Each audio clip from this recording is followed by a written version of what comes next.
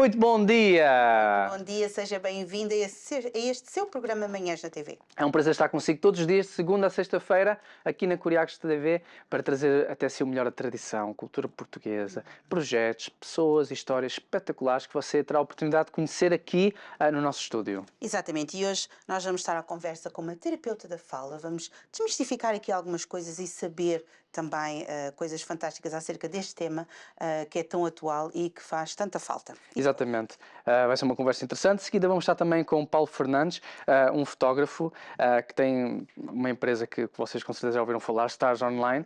Então vamos estar à conversa com ele, conhecer um bocadinho do seu projeto, como é que tudo começou, o que é que Stars Online está a fazer atualmente. Vai ser uma conversa super interessante. E você já sabe, nós gostamos de abordar vários temas com profissionais da área para aprendermos imenso e é o que vai acontecer hoje. Exatamente, portanto temos um programa fantástico para si e nós voltamos já.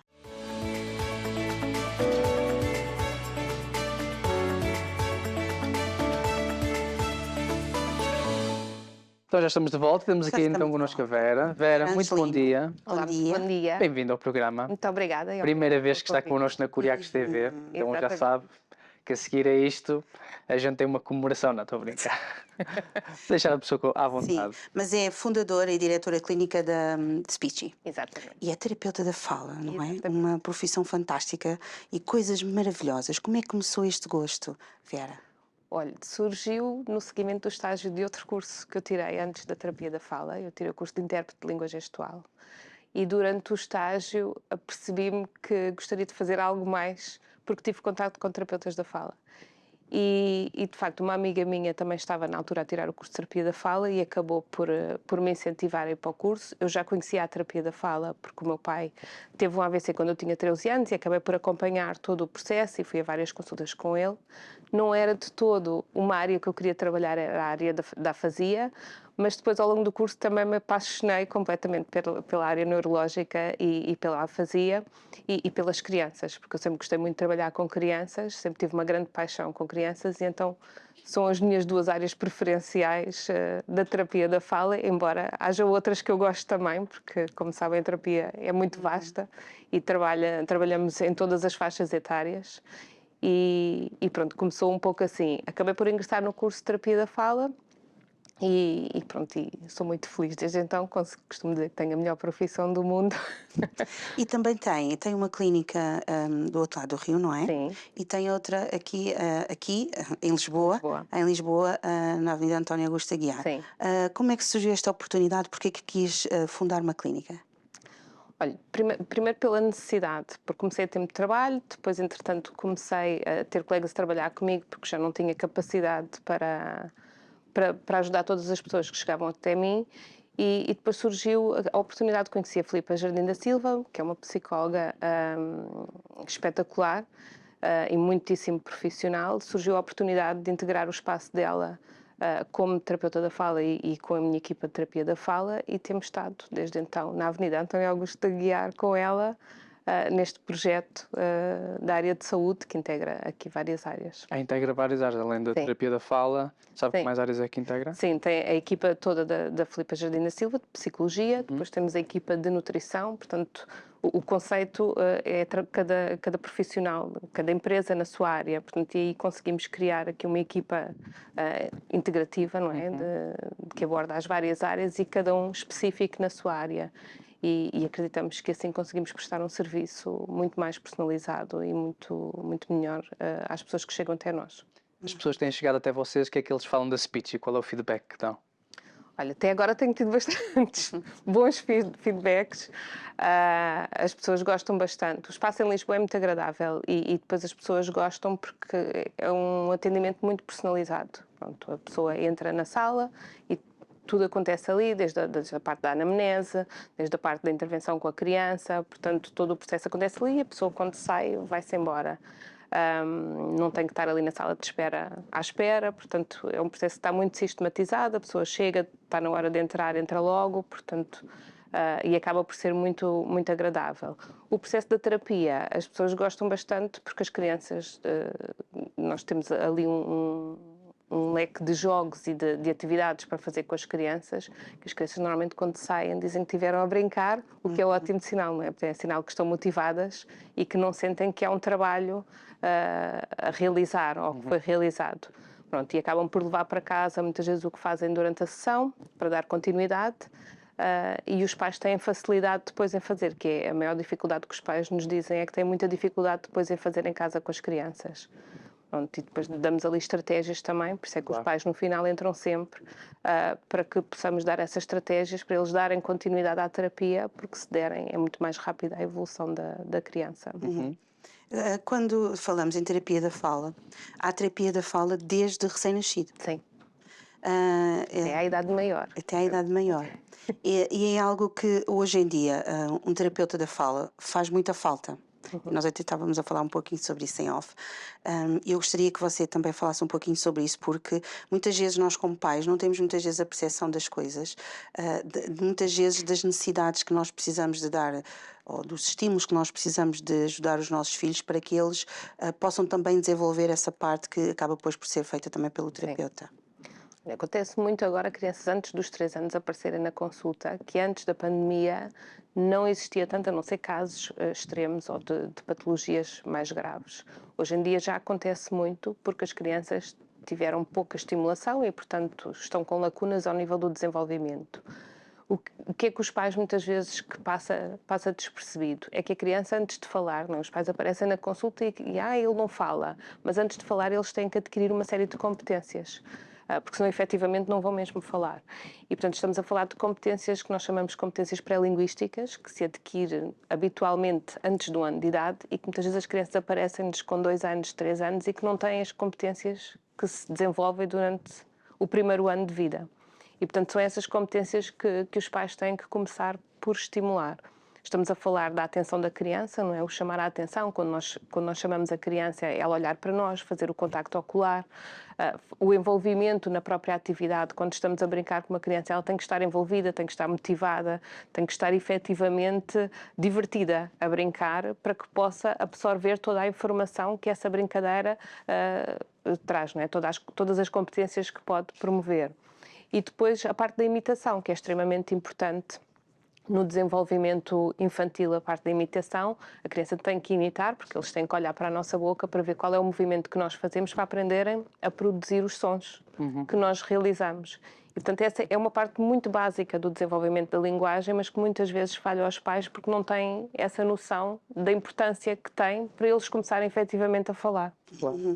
Esta parte da terapia da fala é extremamente importante, porque hoje em dia, quando nós pensamos nisso, às vezes pensamos que estamos tão evoluídos que às vezes achamos que as crianças já nascem e fazem as coisas todas sozinhos, mas não, nós precisamos sempre de ter alguns cuidados, não é? E é isso que nós estamos aqui a aprender hoje. E, portanto, a criança também nessa fase de 1 aos 3 anos também é uma fase em que a criança ainda poderá usar a Xuxa. Pode, mas não deve. Sim, mas a Xuxa neste caso atrasa, ajuda, dificulta. Pode dificultar bastante, por vários motivos.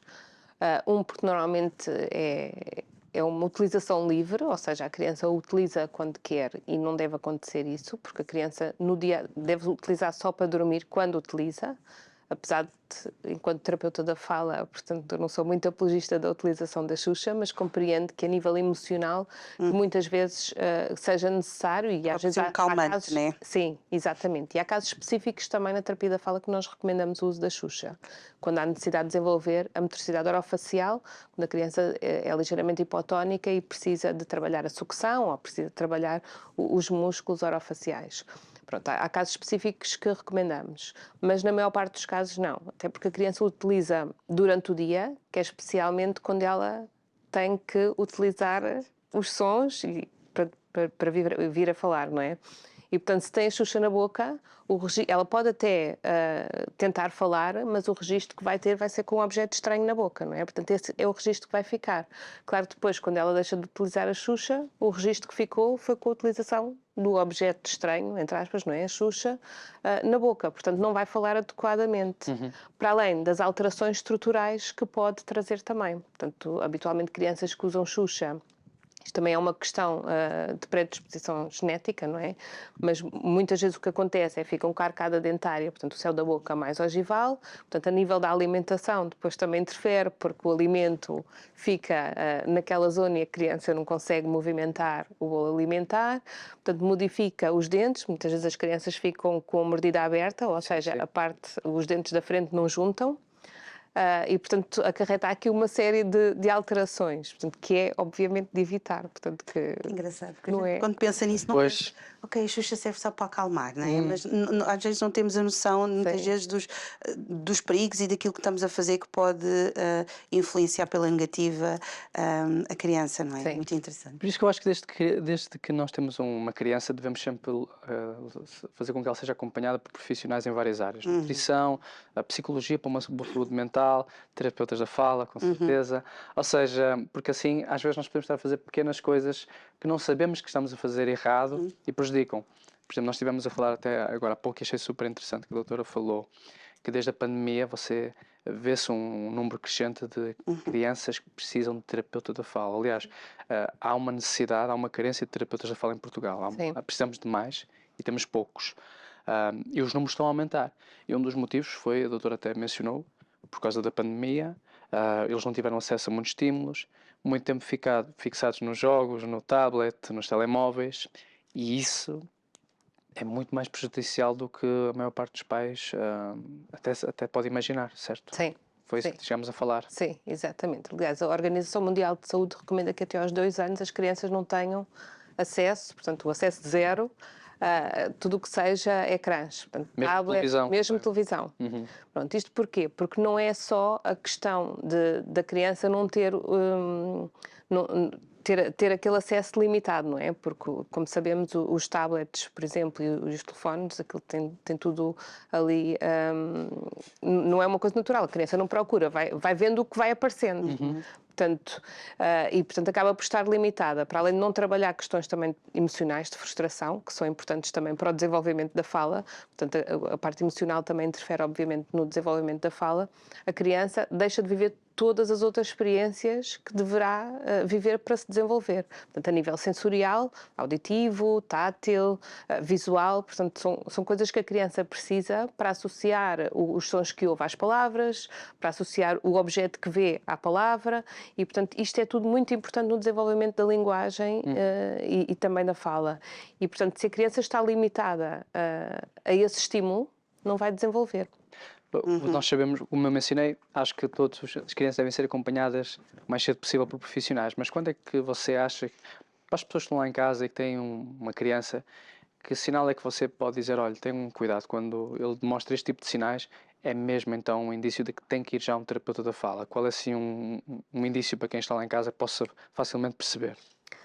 Uma coisa muito fácil de perceber é quando a criança não responde ao que nós estamos a perguntar. Ou seja, quando tem alterações de compreensão, que os pais não percebem que são alterações de compreensão, mas, por exemplo, quando eu digo a uma criança, vai pescar o copo, e a criança fica assim meio perdida e precisa da ajuda, ou de fazer a leitura labial, ou da ajuda do gesto, para perceber o que é que eu estou a perguntar. Vai pescar o copo, e ela percebe que eu estou a apontar para ali e vai pescar o copo.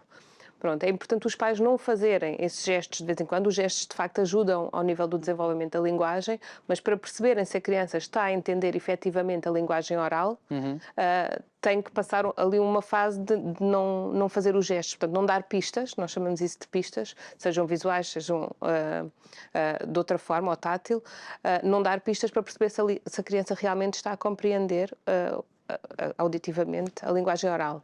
E, portanto, isso é logo uma das formas, porque muitas vezes os pais também dizem mas ela não fala, mas compreende tudo. Se calhar não, se calhar ela compreende os gestos, não é? Nós dizemos, vai-te sentar ali, e ela se calhar não está a perceber, mas como já ficou ali sentada tantas vezes de castigo, se calhar no seguimento da situação percebe que vai ter que ficar ali sentada porque já apontámos para ela sentar ali.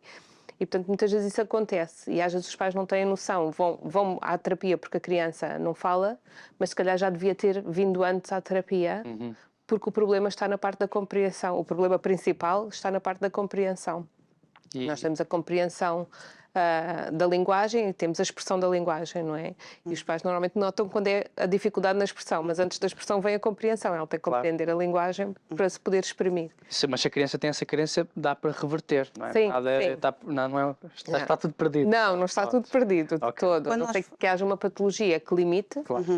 que aí terá que ser diagnosticada por uma equipa a nível de saúde, não é? Dependendo da situação, por vários profissionais, mas normalmente os problemas de linguagem são ultrapassáveis. O respirar pelo nariz e o respirar pela boca é igual, atrapalha a respiração. Atrapalha muito. E a respiração, aliás, a Xuxa, que tínhamos falado há pouco, é um desses fatores, não é? A criança, quando usa a Xuxa, tem tendência a respirar pela boca. E, portanto, a respiração oral dificulta imenso no sentido em que não estamos a ter uma respiração dita normal. Portanto, quando inspiramos pela boca, temos mais tendência para ter também infecções ao nível das amígdalas, portanto, ao nível da laringe, e causa mais cansaço, portanto, o cansaço causa também alterações a nível da atenção e, portanto, há aqui causa alterações também a nível de estruturas. As crianças, normalmente, que são respiradoras orais, têm também uma face ligeiramente alterada, têm uma face mais oval, têm mais olheiras também, portanto, são crianças mais pálidas, com ar de mais doente, porque, na verdade, não têm uma respiração adequada. Porque fazem muito esforço quando estão... Sim. E, portanto, tudo isso altera o descanso da criança também, a nível noturno, não é? Da noite, e, portanto, tudo isso causa alterações e causa alterações na fala, porque a respiração é a base da fala. Claro. E quando nós pensamos, por exemplo, muitas vezes, às vezes não é os próprios pais, principalmente quando nós temos vários filhos, acho que às vezes há um pouquinho de dificuldade em nós percebermos, porque nós sabemos que os filhos não são iguais, não é? E cada um se desenvolve à sua maneira e um começou a andar mais depressa, o outro teve os dentes mais cedo, o outro começa a falar mais cedo. Há sempre diferenças, mas acho que por vezes temos uma certa dificuldade de perceber quando é que é necessário nós percebermos que há alguma situação que não está tão bem, não é? Principalmente quando eles tentam dizer as palavras. Muitas vezes é na escola, é a educadora de infância que muitas vezes adverte os pais para essas situações também. Sim, sim. Isso acontece, acho que por vários motivos, não é? Primeiro porque a educadora já tem mais experiência com grupos de crianças e consegue ter, e tem também algum conhecimento técnico nesse sentido. E os pais, porque veem sempre as crianças como os seus bebés, não é? E, portanto, têm dificuldade também muitas vezes em perceber que ali é o limite e que a partir dali a criança já não está no seu desenvolvimento dito normal. Isto acontece com toda a gente, sendo profissional ou não, é muito difícil nós conseguirmos olhar para o nosso filho e ver que ele precisa de crescer. Portanto, e acontece muito de termos crianças de 4 anos com uma linguagem de 2 e os pais acharem que é muito normal porque continua a ser o bebé deles, não é? E, portanto, acho que às vezes os pais têm uma questão emocional que têm que trabalhar também, que é deixar a criança crescer. E isso às vezes é difícil e tem que ser trabalhado também com os pais, muitas vezes. Há certas coisas também que são necessárias a tratar-se para quando eles vão, por exemplo, ao primeiro ciclo, não é? Porque depois, senão, pode trazer consequências mais complicadas quando a criança precisa de aprender. Sim, tem a ver com a linguagem. Portanto, nós temos várias áreas de linguagem, vários subdomínios da linguagem. Temos a parte da semântica, portanto, o vocabulário, temos a morfossintase, tem a ver com a construção frásica, e temos a parte da fonologia, portanto, o que nós chamamos de consciência fonológica, que é extremamente importante para a aquisição da leitura e da escrita.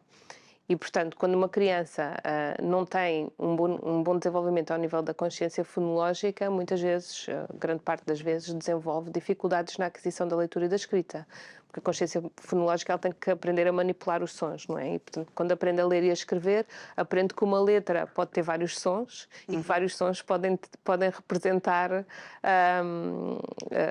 várias letras diferentes. Portanto, e isso causa confusão. Se a criança não tiver um bom domínio a nível fonológico, vai ter dificuldade depois e vai ser uma criança que possivelmente vai cometer muitos erros ortográficos e vai ter dificuldades ao nível da leitura. Quando falamos acerca de crianças e adultos, Yeah. o que é mais difícil de trabalhar? Com as crianças ou com os adultos? Porque às vezes há adultos que dão trabalho. digo eu. Às vezes. Já estive a falar já quando é com os pais Não, de às deixar as vezes. crianças desenvolver, né? Que temos de trabalhar com eles também. Não, eu não devia dizer isto, mas eu Seja vou dizer. sincera. Não, eu acho que eu gosto muito de trabalhar com todos, tanto crianças como com adultos. No caso das crianças, às vezes há alguns pais, não são todos felizmente, mas há alguns pais que são um bocadinho mais difíceis de trabalhar, porque lá está, vem a Os criança, pais os da pais, criança. os pais da criança.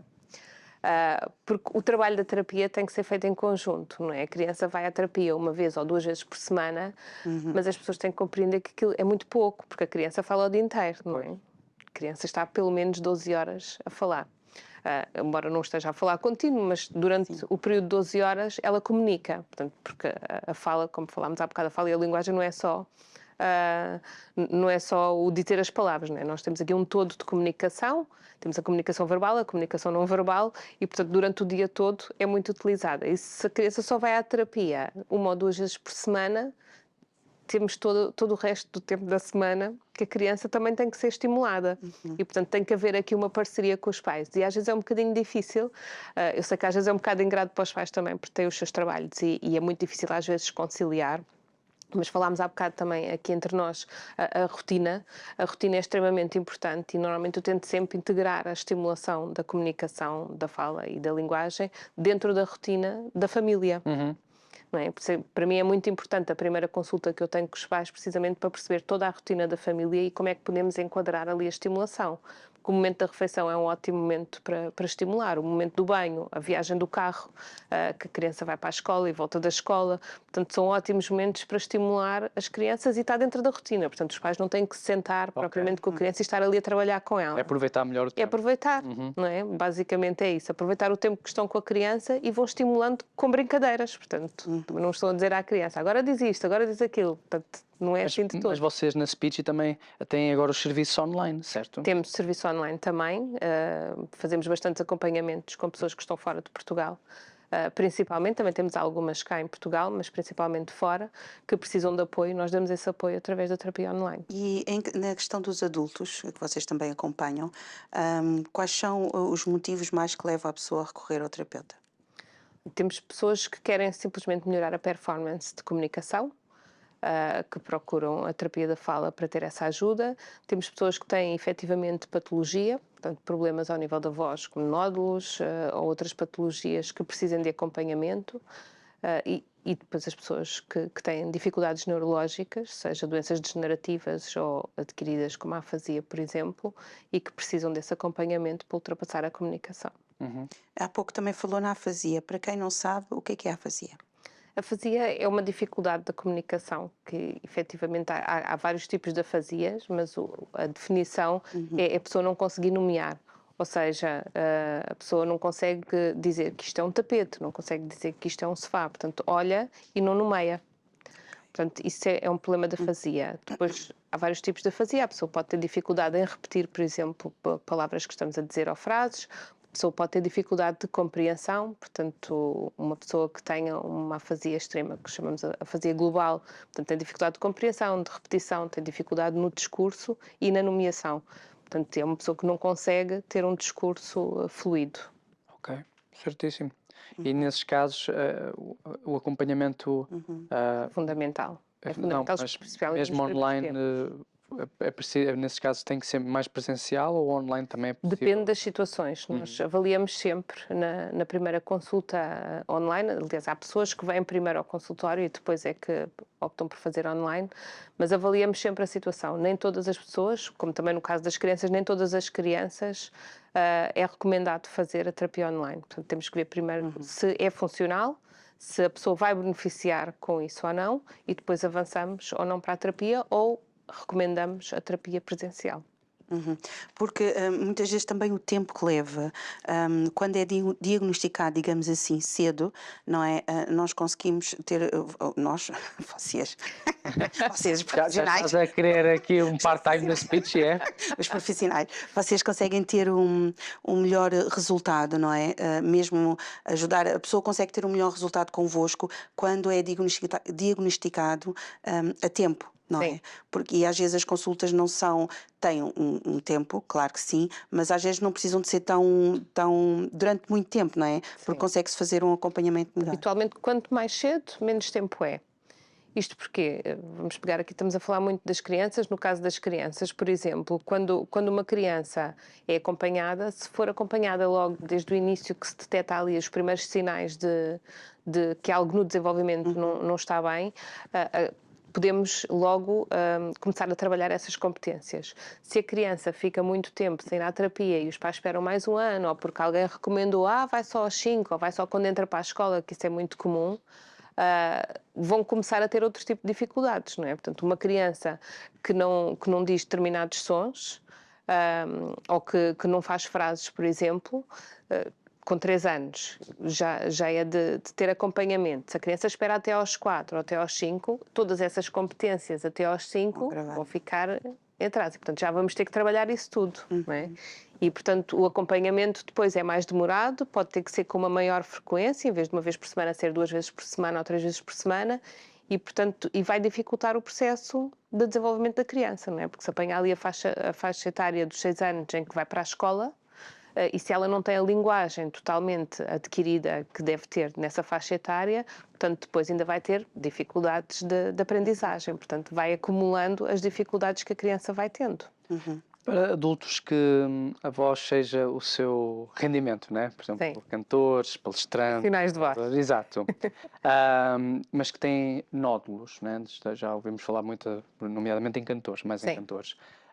Terapia da fala ajuda ou apenas o processo cirúrgico é o recomendável? Não, o que recomendamos sempre é fazer primeiro a terapia. Em muitos dos casos, a terapia reverte os nódulos, ou seja, os nódulos desaparecem. Os nódulos aparecem basicamente por mau uso e abuso focal e, portanto, na terapia o que nós fazemos é eliminar esses abusos focais e ressignificar toda a parte da voz e dar ferramentas do mau uso da voz, e os nódulos à partida desaparecem. Existem casos específicos em que de facto não desaparecem, e aí sim é recomendado a cirurgia. Mas acontece muito, vários profissionais de educação, por exemplo, os professores e educadores de infância são das classes que mais aparecem das classes profissionais que mais aparecem com nódulos nas cordas vocais, que utilizam a voz para um grande grupo, não é?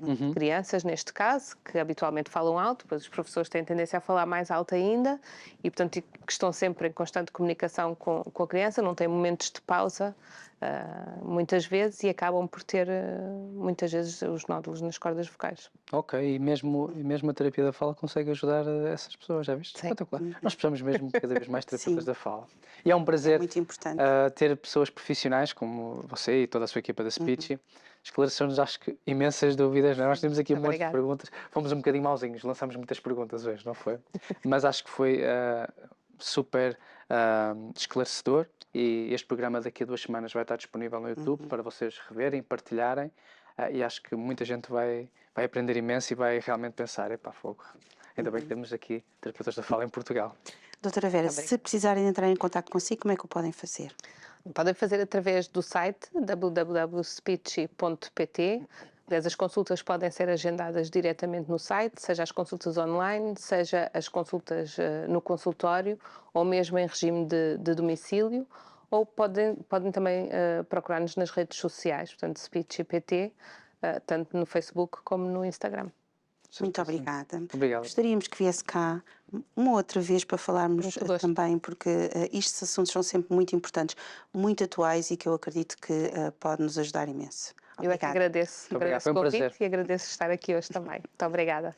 Pois é, começámos da melhor forma. Espetacular. Não é? É um programa bem informativo, não é? Você pensava sim, que a gente só ia estar aqui na galhofa e mandar piadas. De vez em quando sai uma piada ou outra. Por acaso agora estamos suaves. É o dia da suavidade. Não é dia da maldade. Há dias de maldade, há dias de suavidade. Com quem vamos estar a conversa? Agora vamos estar a conversa com o Paulo Fernandes. Ele é fotógrafo e tem uma empresa espetacular que faz coisas que você vai adorar conhecer.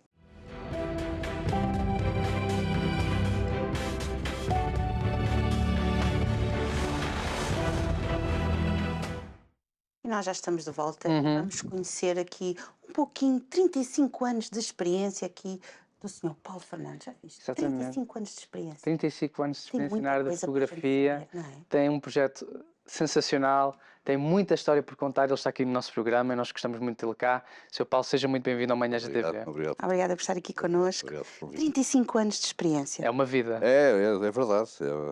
Tudo começou na outra vida, como eu costumo dizer, não é? E, portanto, sim, são 35 anos ligado à imagem. Não 35 anos a fazer imagem, mas a lidar com a imagem. Eu comecei em 88 por ir para uma empresa a desenvolver um departamento de comercialização de direitos de utilização. Uhum.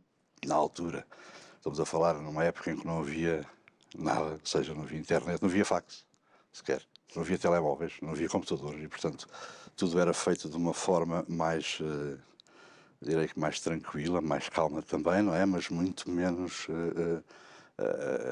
com muito menos conteúdos, muito menos coisas para mostrar. Uhum. E começámos por representar os conteúdos da agência F, espanhola, onde nós estávamos sediados, e foi aí que tudo começou, ou seja, comecei a visitar os jornais e as revistas a vender esses exclusivos, que na altura se chamavam, junto dos jornais de diversos temas. E a coisa começou por aí. E depois, passado um ano, mais ou menos em 89, tivemos a possibilidade de representar o primeiro catálogo de imagens de uma empresa que na altura se chamava o Telegraph Color Library, pertencia ao grupo Telegraph, e foi aí o lançamento dos bancos de imagem em Portugal. Foi aí que eu comecei a lançar os bancos de imagem e a representar várias agências. Depois, entanto, foram anos, de facto, bastante interessantes. Estamos a falar dos anos 90, que se fez coisas muito interessantes. Onde muita gente. Sr. Paulo, vocês tinham uma internet muito atual na altura, não era? Qual era a internet que vocês tinham na altura? Tínhamos internets assim deste género de livros, catálogos, em que era onde nós pesquisávamos e procurávamos o que é que havia no mercado. Neste caso era o Photographers Market, onde nós, a nível internacional, era por aqui que nós íamos lendo, vendo e dizíamos, ok, isto pode ser interessante para irmos atrás. E era isto. Hoje em dia vamos à internet, vamos ao Google, fazemos a pesquisa. Antigamente não havia E tinha nada. esse é de 93, você tinha É de 93, 94, 95. 95, por aí fora. Tenho alguns em casa ainda, outros já foram. Hoje o trabalho está muito mais facilitado. Hoje está mais facilitado, sim, aliás, felizmente, não é? Aliás, esta coisa do... Mas conte-nos como é que era o seu dia-a-dia. Você levava assim só um papelinho, ia à procura, mais ou como menos, é que você ia? Eram mais ou menos 20 ou 30 quilos Não, acima de tudo, repare, era tudo em papel. Era papel. As fotografias, havia slides já, mas a forma como os clientes tinham de ver as coisas era nós irmos aos sítios e mostrarmos as coisas em cima. Por exemplo, quando eu visitava todas as semanas, por exemplo, sei lá, o Correio da Manhã, ia ter com os chefes de redação, com o chefe Guerra, com outros, colocávamos em cima da mesa os conteúdos que tínhamos disponíveis para venda. Nós fazíamos a syndication também de revistas, por exemplo, fazíamos a syndication do Sunday Telegraph. Havia conteúdos que estavam disponíveis para Portugal dessas revistas. Nós chegávamos lá e mostrávamos, olha, temos isto assim, está disponível. As pessoas diziam, ok, quero este, quero aquilo, quero outro. E aquilo que vendíamos para ali era exclusivo, não ia vender para o outro lado. Ok. Ok? Por isso é que ao início eu estava a dizer que vendíamos exclusivos e não conteúdos. Mas sim, era assim, dessa forma que as coisas eram feitas e, enfim, depois evoluíram. E alguns destes livros que nós temos aqui também é exatamente... Sim, esses são alguns catálogos de imagens que era a maneira como, quando se lançaram os bancos de imagem, que as pessoas tinham de ver as fotografias que nós tínhamos para vender. Este, por exemplo, da Phototech Montresor, na altura foi um sucesso e algo muito inovador, porque eram imagens Pode apontar ali para eram imagens neste formato, eram imagens panorâmicas. Isto é uma história interessante também, como é que nós começámos a representar este e outros a seguir bancos de imagem internacionais. Foi uma vez estava no escritório e batem à porta e era um senhor já de alguma idade que andava pela Europa a arranjar. Mais uma vez, não havia internet, certo? Portanto, não havia telemóveis. Portanto, era ir aos sítios, era falar com as pessoas.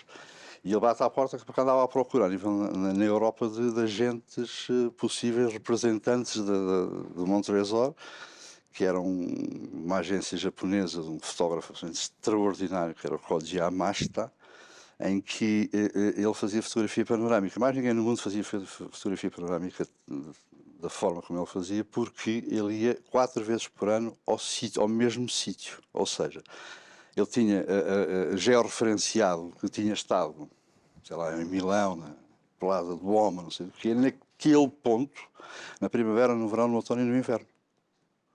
E então as imagens referiam exatamente isso, do mesmo sítio. Era uma coisa absolutamente extraordinária. E ele bate à porta e enfim, pede para falar com o responsável da empresa. Eu, na altura, ainda era um mero vendedor, não é? Só depois, mais tarde, é que passei a sócio das várias empresas que formámos, foram 4, e formámos o grupo Casa da Imagem, enfim, por aí fora, do qual eu fui diretor-geral durante uma carrada de anos, e eu disse-lhe, sim, ok, não está cá o respondente, mas pode falar comigo, que eu sou o vendedor e tal. E a conversa começou, e quando acabou ele diz, já não vou a mais lado nenhum, porque para mim está tratado, quero que sejam vocês a nos representar. E através dele veio um outro grupo de produtores de imagens, que foram épocas bastante interessantes, sabe? Era tudo muito inovador também. Para nós, então, para o mercado português, tudo isto era, e para mim, principalmente, era algo bastante extraordinário. E foi muito enriquecedor, para já, porque conhecia o mundo, não é? Nós tínhamos, mais uma vez, por não haver forma de comunicar, era tudo muito presencial, não é? E então nós tínhamos reuniões pelo menos 2 a 3 vezes por ano, uma vez na Europa, outra num qualquer país ou cidade da Europa, e outra nos Estados Unidos, normalmente em Nova Iorque. Durante 15 ou 16 anos fui todos os anos a Nova Iorque, onde havia todos os anos reuniões, e várias vezes, onde nos encontrávamos todos para falarmos sobre o setor, que novidades é que havia, que necessidades é que havia,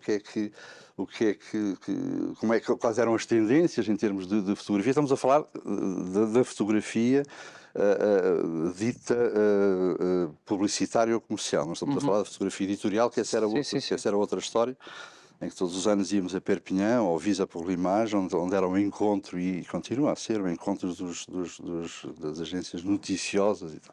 Portanto, estavam a ver que isto é algo absolutamente fascinante, não é? Era um mundo, e era algo fascinante mesmo. Quando se começa a representar esse grupo editorial, então, aí, de imagens, aí abriu-se um leque muito interessante nós chegámos a representar mais de 100 agências produtoras de imagens. O Paulo também esteve no National Geographic em Washington. Era isso que eu ia dizer. A escolher imagens para o primeiro catálogo comercial. Era exatamente isso que eu ia dizer. Isso abriu-nos, na altura, a National Geographic estava a procurar agentes na Europa. Nós, por força deste senhor Joe Jacobson, que é uma figura, não sei se ainda é vivo, mas era uma figura absolutamente incrível ele, uma pessoa, enfim, extraordinária. E eles andavam à procura, pediram-lhe a ele também para arranjar, e então nós éramos 10, 11, acho que éramos 10, 11 países, Portugal, Itália, Espanha, Irlanda, por aí fora. E então, sim, estivemos 3 dias em Washington. Eu até me arrepio cada vez que falo nisto, porque é daquelas coisas que levo comigo, não é? Na retina, estou a vê-las agora, algumas dessas imagens absolutamente extraordinárias de wildlife, de natureza, do mundo animal, que nos passaram ali numa mesa de luz, onde durante 3 dias estavam a vir micas de slides, e nós com conta-fios íamos vendo, ok, pode ser esta, pode ser aquela. E o que é que nós estávamos a selecionar? Que é uma coisa interessante. National Geographic é National Geographic, e portanto está tudo dito. Aquilo que nós estávamos a tentar era e a reunir, eram imagens que pudessem ser utilizadas para fins comerciais ou publicitários, porque são coisas diferentes. Uma coisa é o mercado editorial, outra coisa é o mercado publicitário. Elas têm que transmitir alguma coisa, alguma ideia, alguma noção, algum, percebe? E aquilo que nós estávamos a fazer era exatamente isso. Portanto, era um trabalho interessante do ponto de... Para já, para quem gosta de fotografia, como eu, que toda a vida fui um apaixonado por ela, estar ali a olhar para aquilo era assim como se tivesse, enfim, meu Deus do céu, fantástico. E depois ter essa responsabilidade, digamos assim, será que isto que eu estou a escolher agora vai aparecer amanhã no quadro? E então foi feito com 1500 imagens, selecionadas 1500 imagens de 10 editores, digamos assim, de imagens que estivemos lá 3 dias em Washington. Foi muito interessante, foi muito interessante. Como foi interessante também, por exemplo, ter estado por algumas vezes nos arquivos da Magnum. Sim. Na Magnum Photos, como vocês sabem, é uma cooperativa de fotografia, para mim, o melhor que há a nível de fotojornalismo. Eu representei a Magnum, nós representámos a Magnum durante 17 anos em Portugal e fizemos imensas coisas. Vendi ou comercializei, ajudei a comercializar o primeiro trabalho do Sebastião Salgado, o Man Network, para o Expresso, por exemplo, que ainda não estava terminado e o Sebastião Salgado autorizou a venda e, portanto, vendeu, o Expresso publicou.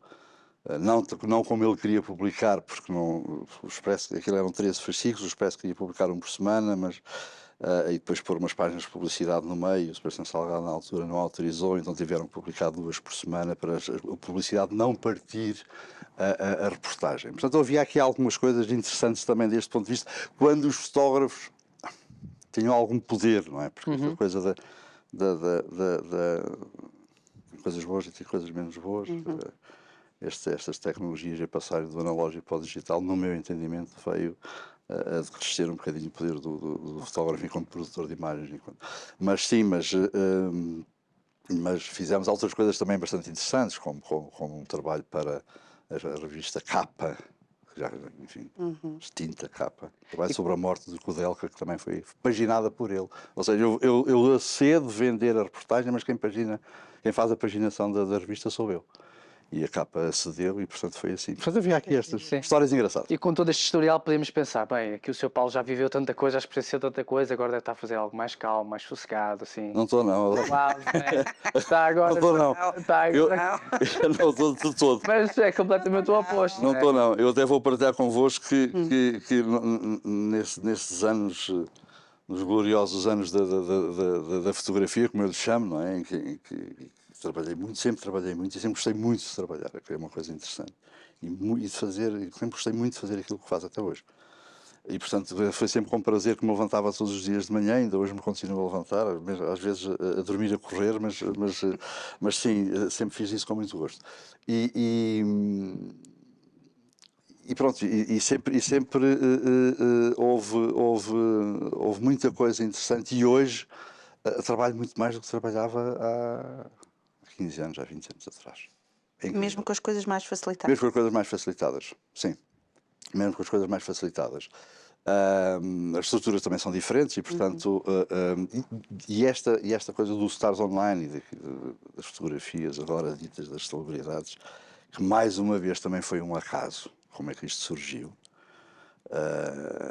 Há histórias, são as tais oportunidades, não é? Que surgem e que nós podemos agarrá-las. E esta também foi uma história assim, vou contar muito rapidamente. E desculpem porque eu começo a falar como não... Não, esteja à vontade. E esta é uma história também interessante. Eu estava num desses encontros internacionais e houve uma agência italiana, Roberta, foi a Roberta, que chegou-se ao pé de mim. Paulo, há um senhor de uma agência na Croácia que quer muito falar contigo e tal. Posso-te apresentar? Eu disse, claro, apresento. Era assim que as coisas se passavam, sabem? Portanto, não, era Boca a boca. muito boca a boca, o presencial. E eu fui lá falar com esse tal senhor e ele diz-me que tinha uma agência na Croácia que tinha feito um acordo com a Microsoft, onde eles iam ser os fornecedores na Europa de conteúdos de celebridades de cada um dos países. Se nós tínhamos esses conteúdos e se nós podíamos fornecer esses conteúdos e tal, porque eles precisavam, em Portugal não tinham ninguém e tal, e ouviram falar muito bem de nós e blá blá blá, aquelas coisas. Enfim. E eu disse, sim, temos. Não muito convictamente, porque não tínhamos coisíssima nenhuma. Mas disse, sim, temos. E Ok, então pronto, então tudo bem, então quando chegar, eu disse, vou-vos mandar alguns exemplos de coisas que temos feito e tal, né? E mando também o orçamento, porque nós queremos isto assim, assim, assim, lá me disse lá os diretores e tal. E eu, ok, cheguei ao escritório e disse, não, e agora como é que eu vou descalçar esta bota, não é? Quer dizer, não tínhamos nada. Pois. Eu até digo em tom de brincadeira que se nos pedissem uma imagem do Ricardo Carriço não tínhamos nenhuma, mas se pedissem de Jorge Clooney, tínhamos capaz de ter para aí 10 ou 15 mil em arquivo. Ok. Porque toda a nossa vida foi mais o mercado internacional, não o mercado nacional, porque não tínhamos essa necessidade, não havia essa necessidade de nós produzirmos coisas a nível nacional. E então surgiu essa possibilidade. E havia que descalçar a bota, não é? Havia que responder ao homem, dizer assim, olha, temos aqui isto, veja lá se gosta e tal. Lá pedi às meninas para me arranjarem revistas do Social, que havia, as caras, nova gente, vim por aí fora, disse-lhes eles, olha, o que nós fazemos é mais ou menos isto e tal, fazemos uma fotografia do corpo inteiro, do meu corpo, aquelas coisas, lá inventei, não sei. E é exatamente isso, o orçamento está aprovado e tal, e para a semana temos o primeiro evento. E eu, como é que eu paro? Espera aí. Então sabem o que é lá que foi o primeiro evento, que é uma coisa assim nada extraordinária, foi só o lançamento do Windows 7. Só? Ei. Foi só? Na Microsoft. Jesus. Portanto, isto era o primeiro evento para o patrão, digamos assim, não é? E agora quem é que vai fazer isto? Não tínhamos fotógrafos, não é? Eu fazia fotografia, mas fazia assim uma coisa, assim, não vou meter eu a dizer essa responsabilidade. Mais uma vez também, lá está, com o conhecimento que tinha do mercado editorial, porque eu toda a vida estava a trabalhar também no mercado editorial, e fiz 2 ou 3 chamadas, falei com 2 ou 3 diretores e tal, e lá se arranjou um fotógrafo e tal para ir fazer esse trabalho, chamei-o lá, disse qual é que era o projeto e tal, ele ficou interessado, e a coisa foi. E eu fui atrás. Ele foi e eu fui atrás para perceber como é que. E foi então assim que nasceu. Foi assim que nasceu. Nós começarmos, ainda não havia, não estava pensado o Stars Online surgiu Ok. depois. Estamos a falar em 2006 Sim, disto. sim. O Windows 7 sai em 2007, portanto estamos a falar em 2006. Depois nós tivemos alguns anos, até 2009, se não estou em erro, o Star Lounge a funcionar e nós sempre a fornecer conteúdos e tal. Não é? Depois, entretanto, o Star Lounge acaba, nós continuámos a fornecer conteúdos, mas já mais numa base só direta para a Microsoft, sempre a fazer conteúdos. Aí já comecei eu também, percebi que havia ali um outro negócio agarrado, que era possível, que era capaz de ser interessante, e então comecei a estar no meio e a privar com o meio. E depois surge em 2010 a possibilidade eu tinha essa vontade de ter um plano B, porque eu não sabia o que é que o mundo ia dar, não é? Porque com tanta mudança, e nessa altura, estamos a falar em 2010, 2008, 2009, 2010, portanto, estamos a falar daquele tempo da crise, estamos a falar, há ali muita coisa a acontecer, não é? Mesmo neste tipo de negócio, no negócio da publicidade, das imagens, dos bancos de imagem, os grandes grupos começaram a comprar outros, estamos a falar das Gettys, das Corbis, porque as Gettys vocês conhecem, pelo menos pelo nome. E eles começaram a adquirir outras e, portanto, percebi que isto vai dar aqui uma volta, de alguma forma. E o Stars Online podia ser, ou pelo menos o conceito. O nome depois surge, nem sei como, em conversa com a ABC, lá surge o nome. E uma noite, estava naquelas minhas noites de insónia, não é? E vou para o computador às 4 da manhã e às 8 tinha o site pensado, todo elaborado, tudo pá. Para quem não sabe, o conceito de Stars Online, qual é que é o conceito? É assim, ele inicialmente foi um site de eventos virado para as marcas, ou seja, nós não escondemos quem nos convida para ir a determinado evento, fazemos as fotografias onde estão as marcas. E inicialmente foi esse o conceito.